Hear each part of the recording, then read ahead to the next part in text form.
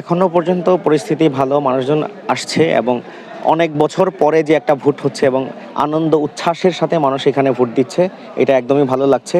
তবে একটা স্নায়ু চাপও আছে যে একটু পরে কি হয়, তো এটা বলা যাচ্ছে না কি হবে। তবে সকল পক্ষর এখানে মনে হচ্ছে সহযোগিতাপূর্ণ এবং সৌহার্দ্যপূর্ণ সম্পর্ক আছে।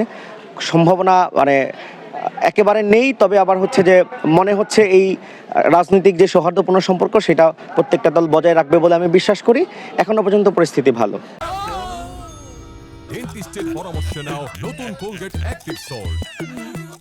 অন্যান্য বার ইলেকশনে যেটা হইতো যে তাদের দলীয় লোকজন এসে, স্পেশালি যদি বলি আওয়ামী লীগের ফ্যাসিবাদী লোকজন এসেই হচ্ছে ভোটটা দিত, এরপর অন্য মানুষজন হচ্ছে বাসায় ঘুমিয়ে থাকতো, ভোট দিত না।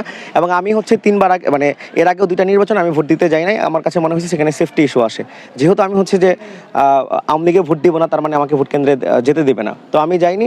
এবার যেটা মনে হয়েছে যে উপচে পড়া যে ভিড়, এই ভিড়টা এবার আমরা বিভিন্ন কেন্দ্রে লক্ষ্য করছি।